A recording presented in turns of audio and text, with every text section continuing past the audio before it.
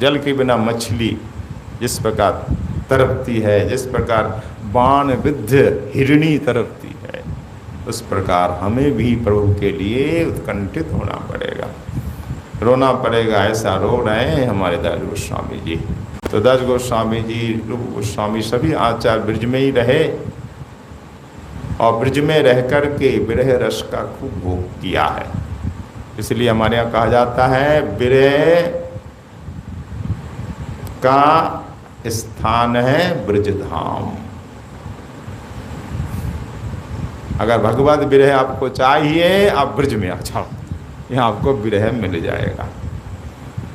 भाई हर जगह हर वस्तु मिलती नहीं ना, हर जगह हर वस्तु होती नहीं। आप यहाँ पे चाहेंगे कि हम चाय का बगीचा लगाए, चाय का बगीचा होगा क्या यहाँ? बताइए ना, हो सकता है? नहीं हो सकता। हम चाहेंगे हम यहाँ कश्मीरी एप्पल सेब का बगान लगाएंगे, नहीं होगा। अलग अपनी अपनी जगह वातावरण चाहिए अनुकूल, तभी वो वस्तु होती है। तो ब्रज में विरह उत्पन्न होता है। विरह अगर आपको नहीं है, आप ब्रज में आ जाइए, रसिक संतों का संग कीजिए, तो विरह उत्पन्न हो जाएगा। भगवत प्राप्ति का अभाव बोध हो जाएगा सत्संग से। अभी तक हमें कोई अभाव बोध नहीं था भगवत प्राप्ति का, और यहाँ आते ही भगवत प्राप्ति का अभाव बोध आया। अभी तक तो प्रभु मिले नहीं, आए कब मिलेगा? अब विरह होगा। उसका स्थान ही ब्रजधाम क्यों है ना? यहीं तो द्वापर में राधा रानी रोई है ना, ये धाम क्यों बना विरह रस का? राधा रानी जो रोई है, राधा रानी के आंसुओं से मिट्टी गिली हुई है, हुई कि नहीं? रास में देखिए, भ्रमर गीत में कितना रोई है गोपियाँ राधा रानी, उनके नेत्र के अश्रुओं से ब्रजधाम प्लावित हुआ है। इसलिए यहाँ विरह रस का उत्पन्न हुआ है।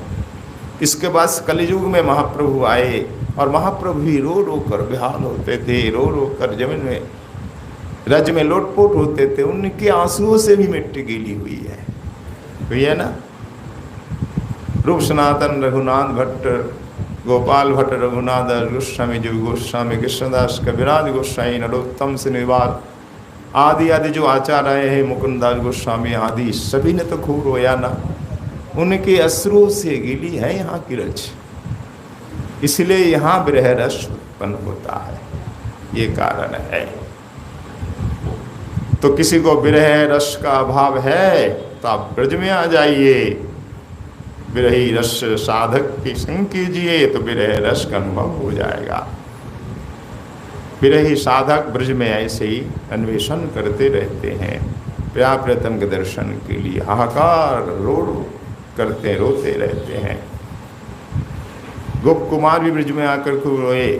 गोप कुमार जी बोल रहे हैं, जब मैं ब्रज में आया, आ करके आरती के साथ करुण स्वर से मैं दिन रात रोने लगा। रातों दिन रोता था, रात्रिम दिवसांश्च, रातों दिन हृदयन रोता रहा। क्यों? ब्रज ही रोने का स्थान है। मूल तो रोया गोपियों ने। भागवत भी रुदन ग्रंथ है, भागवत में 5 गीत रुदन का ही तो है। वेणु गीत, गोपी गीत, प्रणय गीत, जुगल गीत, भ्रमर गीत, रोने का ही है। इसलिए रोने का स्थान ब्रजधाम। तो यहाँ आने से आपको रोना पड़ेगा। आप कहेंगे क्या सब रोते हैं? हर तरह के लोग हैं ना। हाँ, उन्होंने संग नहीं किया ना, रसिकों का नहीं किया।